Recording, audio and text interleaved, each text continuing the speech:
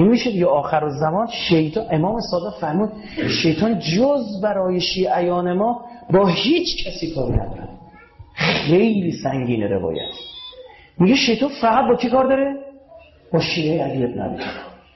وهابی نماز نمیخونه، روزای تو هم شاید بیشتر بکنه، حج نمیره، اصلا مکه وسطشونه، بیکار میشن که یه حجی بریم. ها؟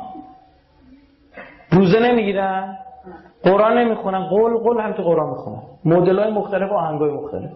بیکار میشن، هی رسم الخط عوض میکنن. عثمان طاهر داره 20 مدل نوشته میده بیرون. اینم که مسلمانن که شیطان باش کاری داره، میگه نه بنویس بخون، برعکس رو میگه تو نماز تو به درد من میخوره. مولانا نقل میکنه شب معاویه خواب بود، شیطان اومد برای نماز شب بیدارش کرد. شیطان معاویه رو بیدار کرد. اون گفت تو کی هستی شما اینجا؟ باشه نماز شب بخون تو مسجد، اینجا نکن، برو مسجد بخون. گفت تو کی؟ گفت شیطانم. گفت شیطان اومده و نماز بیدار کن. گفت آره برو تو برعکس تو بین مردم نماز خون دیده بشی به نفع منه.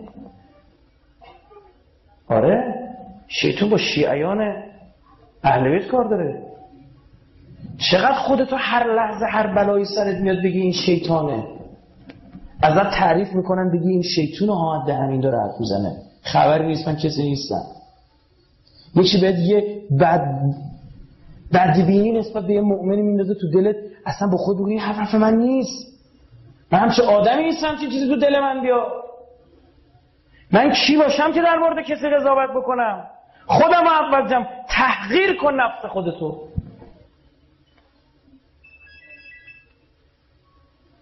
بعضی هم که الحمدلله شیطان دنبالشون میدوه، یعنی میاد هر از چنگویشون سر میزه میگه آقا جان ایراد چیز جدیدی نداری، طرح جدیدی، ایده‌هاشو ارائه میده، او تصحیح میکنه براش. یه روز یه بابای خیلی عجیب غریب داشت گناه میکرد، حالا من گناهاشو نمیتونم بگم، خیلی عجیب غریب داشت گناه میکرد، گناهش که تموم شد گفت شیطان لعنت. بعد شیطان اومد گفت بر خودت لعنت، بر پدرت لعنت، بر مادرت لعنت، بر 7 جد آبادت لعنت.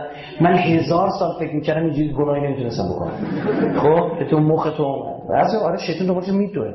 آخه شیطان تناب داره، تنابای مختلف، نخ تا زنجیر میذاره گردن آدم، درست طرف خواب دید یه زنجیر کلفتی گفت مال کی؟ گفت مال شیخ انصاریه، خیلی سخت اونا رو زنجیر نگرش دارن بکشمش اینا. گفت من کدومم؟ گفت تو عزیزم تو تناب نمیخواد، تو سود بزنم دنبالم میدوی. خب آره ما بعضی میدونی شیطان طبقه 4 جهنم میسوزه. شما ببین اونا کیان که 3 طبقه اونورتر از شیطان. با شیطان درس میدن.